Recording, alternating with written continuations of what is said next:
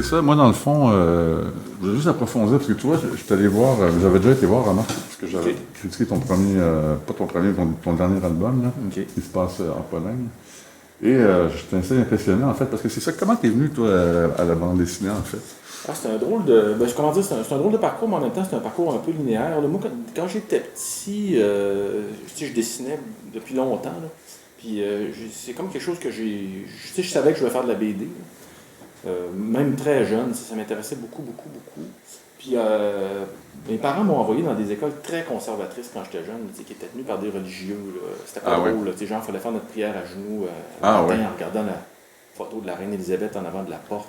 C'est ça que tu racontes dans un de tes livres, non? Oui, exact. Ce qui fait qu'à un moment donné, tu sais, la BD, j'en avais besoin quand j'étais très jeune, ne serait-ce que pour avoir un peu d'oxygène, tu sais, puis sortir de ce cadre-là. Donc, à l'âge où ça devient comme déterminant là, de faire tes choix, là, pour moi, c'est comme si la bande dessinée avait déjà été installée dans mon parcours auparavant. Donc, je suis allé vers ça, tu sais, assez spontanément. Il y a juste en graduant de l'université en graphisme, à un moment donné, j'ai un peu perdu le focus. Parce que j'étais un peu découragé par rapport au milieu déjà du dessin et de l'illustration. On parle de quelle année? 93. OK, oui. Puis, tu sais, j'avais l'impression de faire du dessin jetable. Parce que pendant peut-être une année, là, j'ai fait de l'illustration, puis tu sais, je réalisais tout le temps que, à part les gens que je connaissais, tu sais, si tu fais un dessin, mettons, pour ton renouvellement de permis de conduire, les gens reçoivent le truc par la poste, ils détachent la partie qu'ils doivent remplir, mais toi, le beau dessin que tu as fait en haut, ils le jettent. Évidemment. J'avais l'impression de travailler pour la poubelle. Puis j'ai eu une période un peu de confusion à ce moment-là. Je me disais, bon, je vais faire de la peinture. J'avais l'impression que la bande dessinée, il n'y avait absolument rien à faire avec ça. Mais c'était la période creuse aussi. Ah oui, c'était une période dure, même dans le marché européen. Oui, c'est ça. Ouais. Puis c'est ça, les amis avec qui je faisais de la bande dessinée au cégep et à l'université, un peu par hasard, je les ai recroisés à ce moment-là. On a démarré un fanzine ensemble. OK. Et je suis revenu à la bande dessinée. Comment ça s'appelait? Tabasco. OK. Puis ça a été très, très, très important dans mon parcours parce que tout à coup, j'ai réalisé que, en tout cas, dans ce temps-là, il fallait que tu acceptes de faire de la bande dessinée par vocation. Sans avoir la certitude, ou même en ayant la certitude de ne pas faire d'argent avec. Et c'est un truc, ça aussi, qui s'est imposé rapidement. Tabasco, on vendait ça une pièce ou deux, il n'y avait pas de manifeste, il n'y avait pas de texte, c'était juste de la BD. Ouais. Et coûte que coûte, il y avait des sacrifices à faire, de temps puis de vie sociale pour produire de la BD, mais on les faisait. Parce que je regarde, c'est quand même, c'est assez imposant. Tu as une vingtaine de livres déjà. Puis ça remonte à 2001.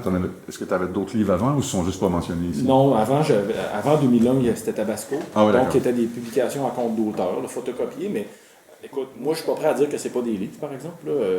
On y mettait tout notre cœur, puis on essayait de bien faire les choses. Ouais, c'est juste le format, quoi, dans le fond. Oui, c'est ça. Puis les lecteurs, il n'y a jamais des lecteurs qui nous ont fait sentir que c'était pas vraiment à la hauteur. C'est comme si, à ce moment-là, il y a eu un changement dans l'esprit des gens aussi, des lecteurs ils ont accepté qu'un livre de fabrication artisanale pouvait être considéré comme un livre. Donc moi, c'est pas parce que j'ai honte là, de cette époque-là. Au contraire, ça a été une période charnière où il s'est passé beaucoup de choses du point de vue créatif, puis même, j'ai envie de dire, d'un point de vue éditorial. Ouais.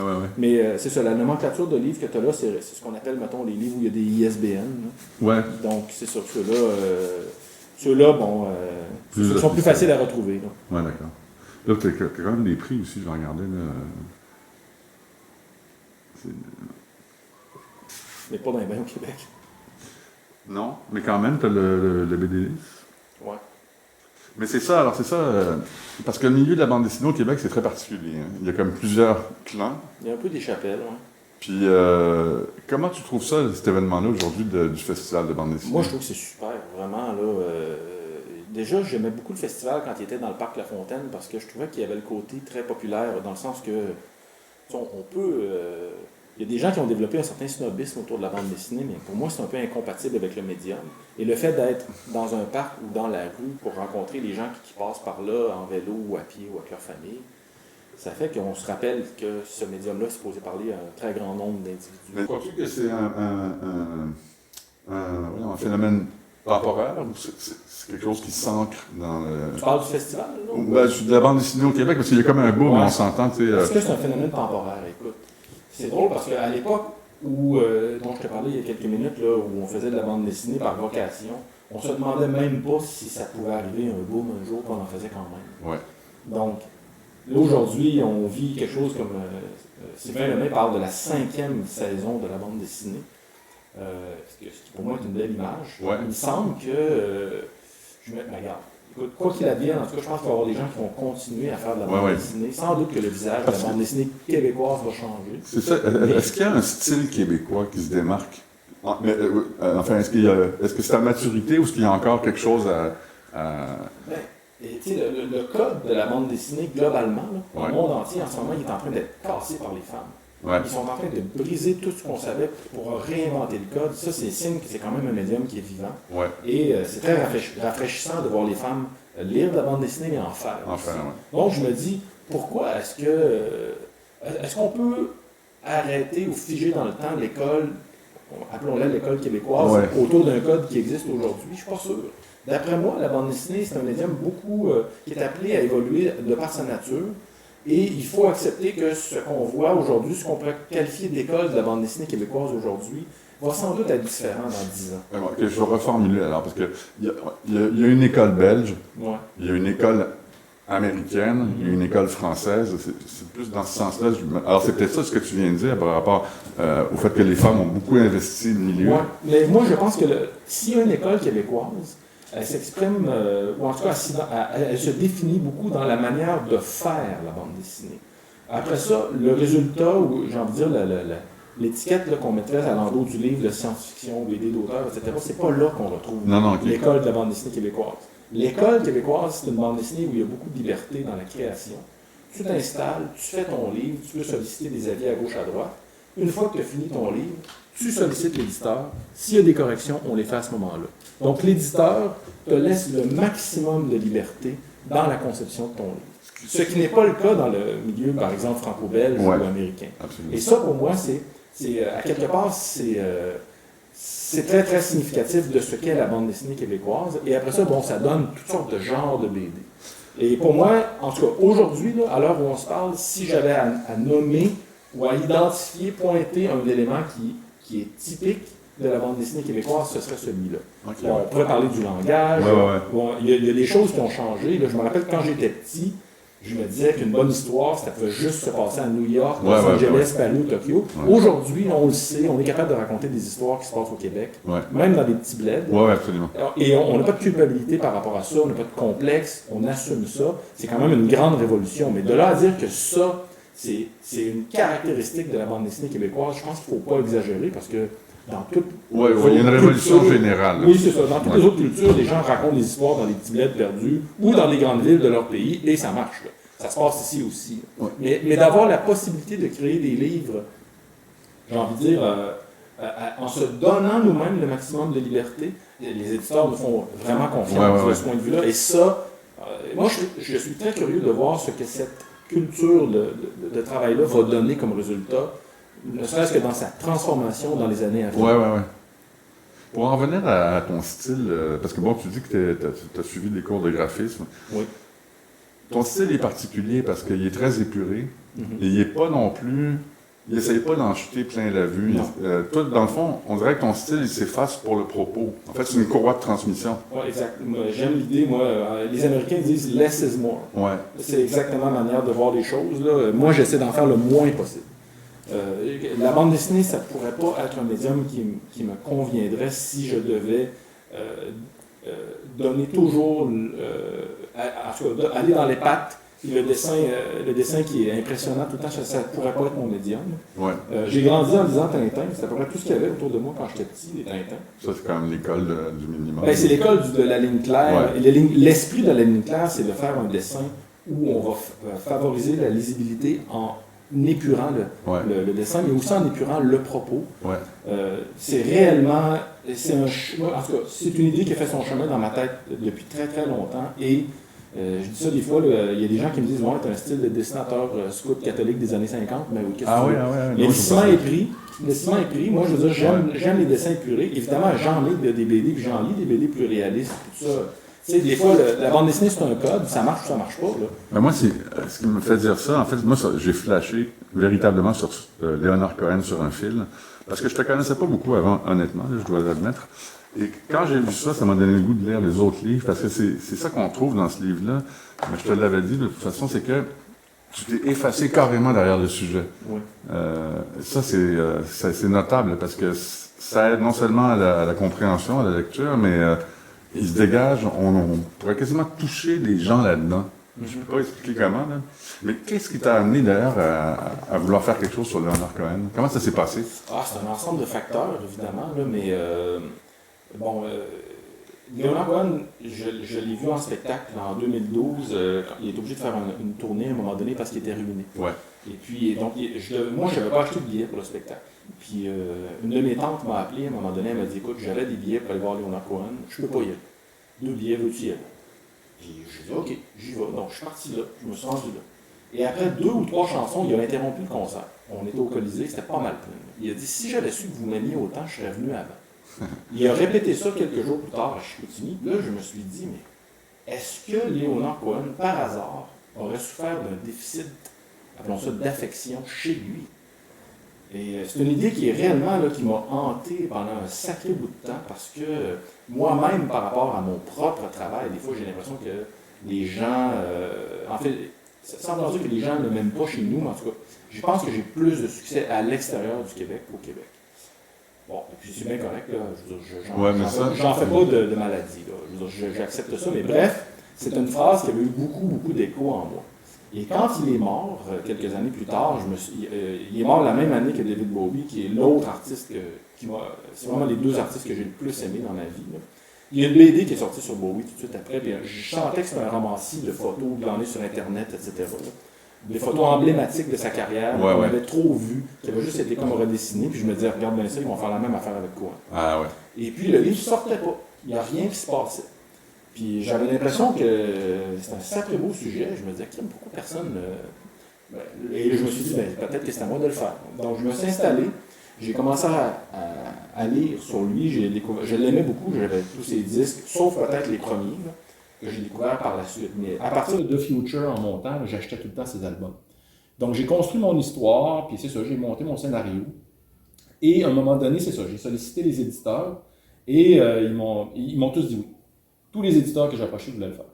Il n'y en a pas un ici qui t'a dit non? Au Québec, oui, mais je veux dire... ce que je veux dire, c'est qu'à un moment donné, j'avais l'impression qu'avec un sujet comme celui-là, je pouvais essayer de... Je rêvais de faire au moins un livre sur l'histoire européenne.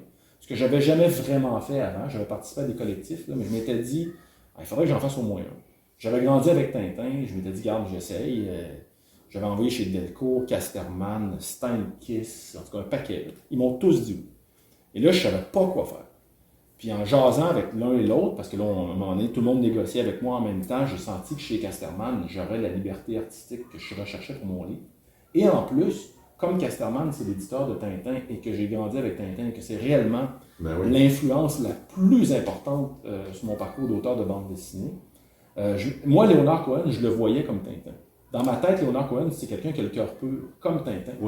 Sauf qu'il prend de la drogue, il prend de l'alcool puis une vie sexuelle. Mais sa quête appelons ça sa quête du divin ou sa de pureté. Exact, il le rapproche énormément de Tintin. Et lui aussi, il a un trench comme Tintin. Il y a même un chien là, qui meurt au début du livre. À un moment donné, moi, j'ai vu ça apparaître là, dans l'espèce de tableau global là, qui était devant moi avant de réaliser l'album. Donc, d'aller chez Casterman, ça devenait comme conséquent avec ce choix-là.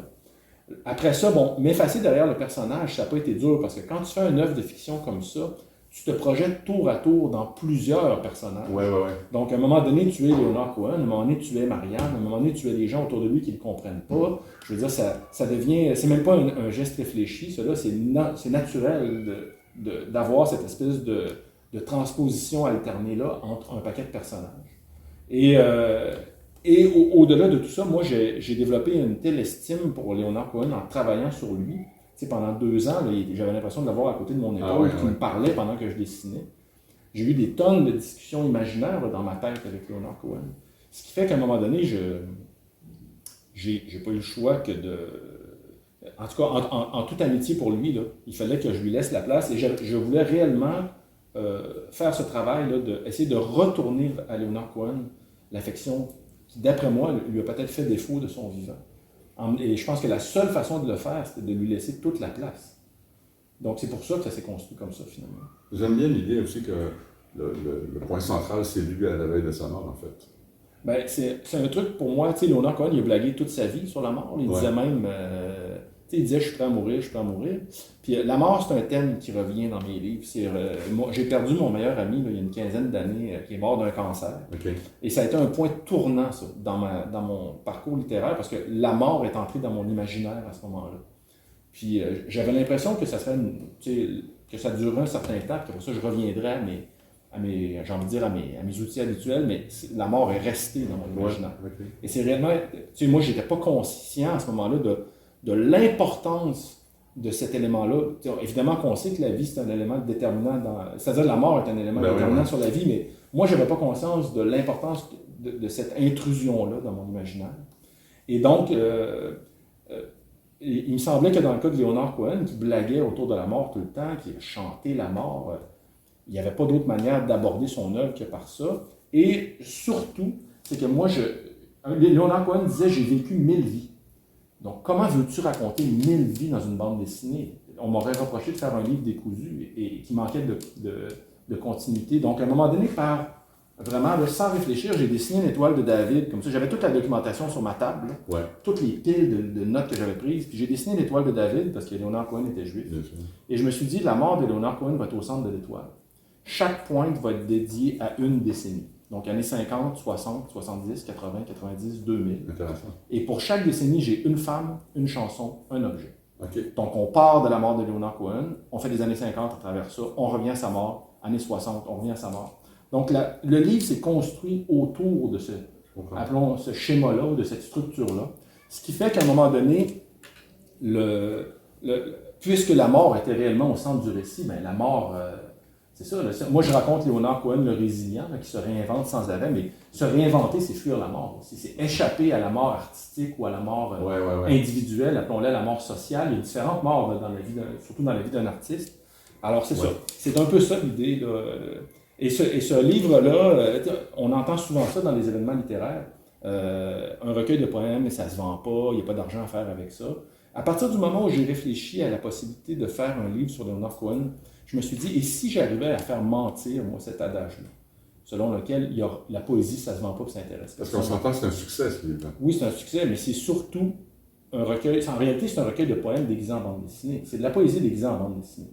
Et je pense que les lecteurs, je parle de monsieur, madame, tout le monde, là, qui achète le livre, qui vient me voir, qui me parle de son amour pour Leonard Cohen, je pense que les lecteurs voient ça. Je ne sais pas si les gens du milieu de la bande dessinée le voient au Québec, parce qu'eux, ils m'en parlent pas. Mais quand je rencontre là, l'individu qui n'achète pas nécessairement des bandes dessinées sur une base régulière, mais qui en achète une par-ci, par-là, parce que le sujet l'intéresse ce coup-là, c'est étonnant de voir à quel point ces gens-là, eux, réalisent à quel point, dans le fond, je parle de poésie là-dedans. Oui.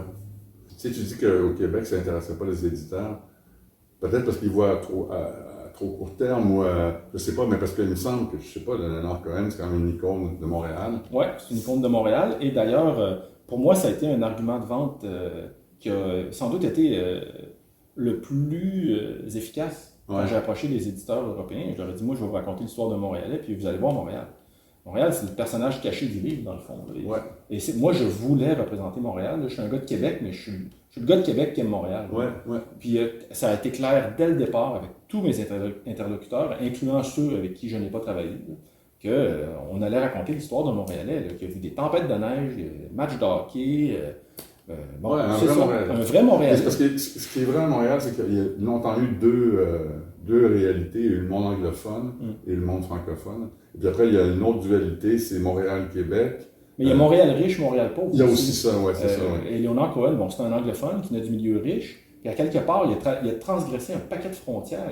Quand il a acheté sa propre maison, il était du côté est de Saint-Laurent. Il a refusé le prix du gouverneur général du Canada parce que ses amis francophones cherchaient à être reconnus par le gouvernement fédéral. On oublie que Leonard Cohen, c'est un gars qui était très, très ancré ici et qui comprenait très, très bien la dynamique de sa ville. Et oui, il y avait des amis anglophones, il était ami avec Trudeau, etc., mais ça fait partie de l'ensemble de la dynamique de la ville ici. Et ça prouve à quel point c'est un personnage... quand on pense à un poète, on voit quelqu'un qui est dans la métaphore, dans le sixième sens, dans la mise en abîme. Je pense que de ce point de vue-là, Leonard Cohen était parfaitement... il était dans le ton de cette idée-là. Mais je voulais en revenir à l'aspect financier, justement, riche-pauvre. Comment tu as fait, toi? Parce que j'imagine que À partir du premier livre, tu n'as pas commencé à gagner ta vie avec ça. Ah non, le seul livre que j'ai fait qui a réellement rapporté de l'argent, c'est celui-là. Là. Je veux dire, moi, ça fait 20 ans que je fais de la bande dessinée. Je veux dire, je reçois des chèques de droits d'auteur, mais ça ne me permettrait pas de gagner ma vie. Là. Je veux dire, c'est réellement la première fois que je fais un livre qui a du succès. Là, en tout cas, je veux dire, si chaque année je publiais un livre comme celui-là, je pourrais faire de la bande dessinée pour gagner ma vie. Là, mais ça n'a jamais été le cas avant. Là. Ah oui, hein? Je veux dire, c'est la première fois. Là, parce que tes autres livres, ils ne se vendaient pas à l'extérieur, oui, quand même. Un peu, mais je veux dire, je pense que, écoute, sur une année, j'ai publié une vingtaine de livres quand même. Là. Ben ouais. J'ai un paquet d'éditeurs, il y en a quelques-uns qui ont été traduits. J'ai quelques milliers de dollars qui rentrent en droit d'auteur par année, mais c'est pas suffisant pour gagner sa vie. Oui, c'est ça. C'est vraiment la première fois. Là. Je veux dire, celui-là est traduit en plusieurs langues. Ben oui. Bon, c'est ça, là, mais j'ai jamais connu de succès de cette ampleur-là avant. J'avais surtout des succès d'estime, si on veut. Oui. Mais, tu sais, ça fait partie aussi de la réalité de faire de la bande dessinée au Québec. Et c'est probablement une des choses qui fait qu'on assiste en ce moment à ce que tu appelais tantôt un genre d'émergence de la bande dessinée. C'est que ici, depuis le plus loin qu'on se souvient, les gens qui font de la bande dessinée en font parce qu'ils aiment ça. Ah, c'est clair. Et quand tu as des gens qui font des choses par amour, généralement, ça donne des bons résultats. Oui, je suis d'accord. Alors que, tu sais, j'ai rien contre le fait de gagner sa vie, là. Évidemment, il faut le faire, tout le monde en a besoin, c'est une nécessité absolue. Mais tantôt, là, je me promenais dans les kiosques, là, devant les kiosques, pour venir ici, puis je me disais, tous les gens qui sont assis derrière cette table sont d'abord là pour la bonne raison. Ben oui. C'est-à-dire, moi, j'aime la bande dessinée. Et si on réfléchit à ça d'un point de vue strictement artistique, c'est la bonne chose à faire. Ouais. Là, après ça, l'aspect commercial il est très important dans les arts aussi, incluant la bande dessinée, mais normalement, les artistes ne devraient pas d'abord penser à ça. Ben non, c'est sûr. Ouais. Il faut d'abord penser à l'aspect il faut faire ses classes, de toute façon. Puis tous les gens qui sont assis sur la rue Saint-Denis aujourd'hui pour participer au festival, en tout cas, moi, le sentiment que j'ai, là, après les avoir tous vus, c'est qu'ils sont d'abord et avant tout là par amour pour leur art. Et ça, c'est vraiment quelque chose. Ouais. On rencontre peu de gens désabusés par rapport à la bande dessinée au Québec parce que on en a tout fait en sachant qu'on ne fera pas d'argent avec ça. Oui, c'est un fait. Écoute, c'est super ça quand même. Là, je veux dire, les seules personnes pendant des années qui vivaient de la bande dessinée au Québec, c'était les organisateurs de festivals. Ben oui. Je veux dire, c'est pas compliqué. Là. Donc, peut-on reprocher tantôt, tu parlais d'école de la bande dessinée québécoise. Peut-on reprocher, mettons, aux ambassadeurs de cette école-là ou aux artisans de cette école-là d'avoir contribué à donner un visage à la bande dessinée québécoise strictement par amour de l'art? Non. Donc ça va probablement être quelque chose qui va donner des fruits, qui va porter fruit et, j'ai envie de dire, de très beaux fruits là, dans un futur probablement très rapproché. Tu as un style reconnaissable entre mille qui est à maturité, là, c'est sûr. Je veux dire, mais tu sais, le style, les gens nous en parlent beaucoup, mais c'est pas quelque chose qui est si conscient que ça pour un dessinateur ou une dessinatrice. Les gens, des fois, me demandent c'est quoi ton style. Écoute, je ne sais pas. Moi, je dessine comme tout le monde. Là, je fais le mieux que je peux avec ce que j'ai. Ben oui. Et ça donne ça. Après ça, j'essaie de faire tout ce qui est en mon pouvoir pour que mon utilisation du code de la bande dessinée, parce que c'est un langage, évidemment, là, soit le plus efficace possible. L'utilisation de l'ellipse, les sauts dans le temps, bon. Tout ça, là, je veux dire, la couleur aussi. Mais la couleur, tu vois, ça, c'est quelque chose qui est en train de bouger là, dans mon univers d'auteur en ce moment, parce que le dernier livre que j'ai fait, il est en couleur, à l'aquarelle, en couleur directe, ce que je n'avais jamais fait avant. Puis, je ne sais pas ce que ça va donner dans le futur, parce que il y a des risques. En tout cas, c'est à propos dans ce livre-là. Oui, dans celui-là, oui, c'est ça. Parce que hier, je t'écoutais, tu parlais avec quelqu'un chez Renaud Bride à propos du rouge et du rapport avec le papier. Ouais. Et c'est assez rigolo, parce que dans le fond, tu as des contraintes techniques aussi à un moment donné. Mais en fait, la plupart du temps. Ouais. C'est souvent, je pense que c'est ce qu'on appelle la théorie du rasoir d'Occam. C'est que c'est toujours l'explication la plus simple qui est la bonne. Ah ouais. Donc, en ce moment, j'emploie du rouge parce que c'est la couleur, les pigments que j'ai achetés, sont probablement, selon la couleur qu'il y a dans mon espèce de petit casseau, là, sont probablement pas tous faits avec les mêmes ingrédients ou la même chimie, ce qui fait que certaines couleurs, au lieu d'entrer dans le papier, perlent à la surface du papier, donc je ne suis pas capable de colorer comme il faut mon image. Et la seule couleur qui marche bien, c'est le rouge. C'est-tu ça qui a déterminé pour le livre sur la Pologne? Non, mais c'est que le drapeau de la Pologne est rouge et blanc. Ah oui. Et j'avais amené mon petit kit d'aquarelle là-bas, et à un moment donné, j'avais tellement rien à faire que je crayonnais, puis je dessinais dans mon carnet, mon carnet personnel. Là. Et il y avait du rouge. Et puis j'ai réalisé après coup que c'était drôle quand même d'avoir travaillé en rouge et blanc dans un pays où le drapeau est rouge et blanc. Ben oui, et quand j'ai fait le livre, donc le Starzec, je me suis dit, peut-être que tout le monde ne le remarquera pas, mais ceux qui vont prendre la peine d'y réfléchir vont peut-être remarquer que... Donc, c'est des choses que j'explique pas au lecteur. Normalement, le lecteur ou la lectrice ne sait pas ça, là, ce que je t'ai expliqué tantôt par rapport à l'étoile de David. Dans le cas du Starzec, c'est un livre qui se passe sur 30 jours. Donc, c'est construit comme un calendrier. Lundi 1er, 2, 3, 4, 5, etc. Et comme la Pologne, c'est un pays qui a donné un pape à la religion catholique, en l'occurrence Jean-Paul II, et que eux, c'est leur super-héros national. Le statut de Jean-Paul II en Pologne est comparable à celui de Félix Leclerc multiplié par Jean Béliveau, multiplié par René Lévesque, multiplié par Guy Lafleur, multiplié par Céline Dion. C'est réellement leur idole. Et donc, moi, je viens d'une famille, ma mère est très religieuse. Donc, toutes les références bibliques, etc., je les ai bien en tête. Là, j'ai été assommé par ça toute ma vie. Et donc, j'ai vu mon séjour là-bas comme une traversée du désert. Donc, Jésus part dans le désert 30 jours à un moment donné. Donc, c'est ce que j'ai voulu montrer à travers ce calendrier de 30 jours. Là-bas, il est construit sur cette base-là. Évidemment, je n'ai pas abusé trop des références bibliques parce qu'à un moment donné, la Bible, c'est un livre qui est tellement analysé, décortiqué et utilisé à toutes les sauces qu'on finit par le sentir. Mais il y a un seul endroit, je saute 2 journées à un moment donné dans le livre.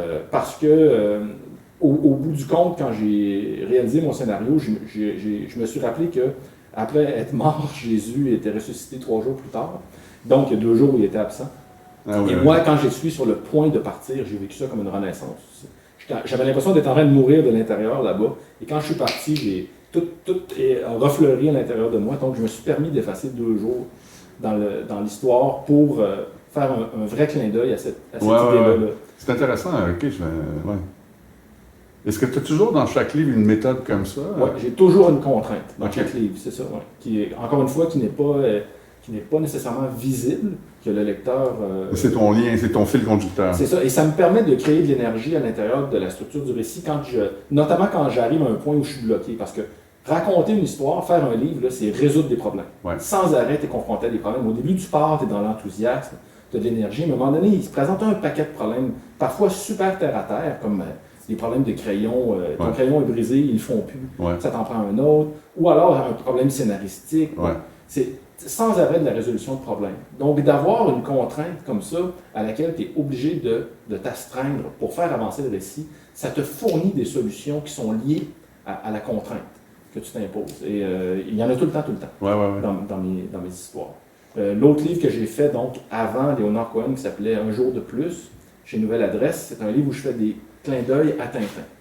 Parce que je l'ai dit, moi je suis amateur de Tintin, donc, et c'est très difficile de rendre hommage à Tintin parce qu'il y a on ne peut pas le dessiner, il y a tout le temps des poursuites. Alors moi je me suis demandé comment puis-je exprimer ma reconnaissance, en tout cas au moins rendre hommage à ce que cette œuvre-là a eu comme influence sur moi, là, sans me lancer dans des poursuites. Donc Un jour de plus, c'est ça. C'est un livre dans lequel j'ai une multitude de clins d'œil à l'œuvre de Tintin.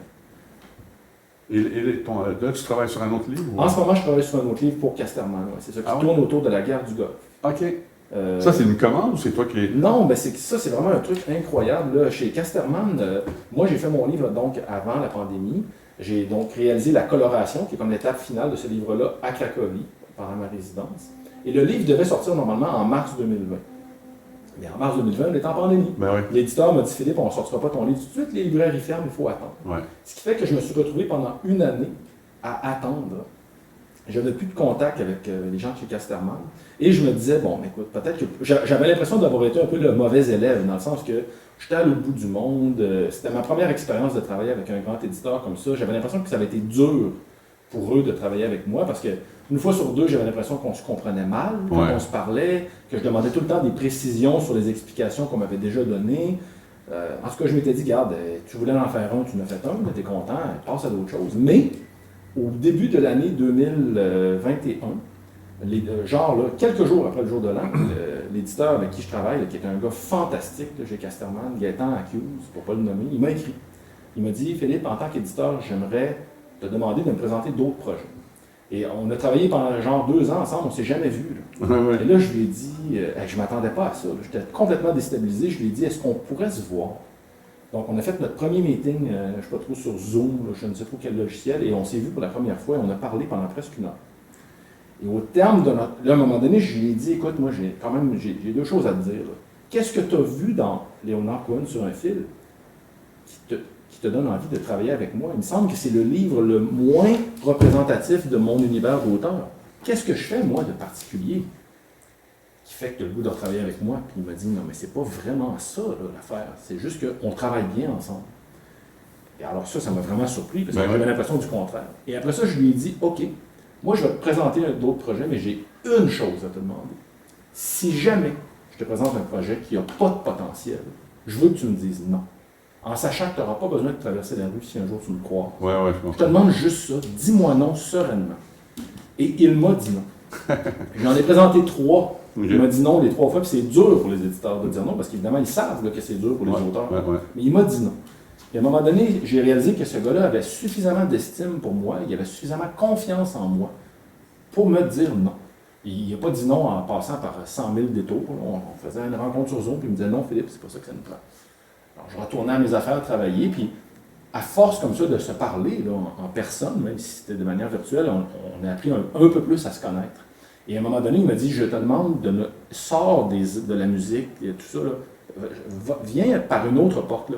Montre-nous d'autres choses. Viens par ailleurs. Et c'est comme ça que l'idée de la guerre du Golfe est venue, dont on va fêter le 20e anniversaire au début de l'année 2023. Incroyable, ouais. Donc c'est ça, c'est comme ça que ça s'est fait.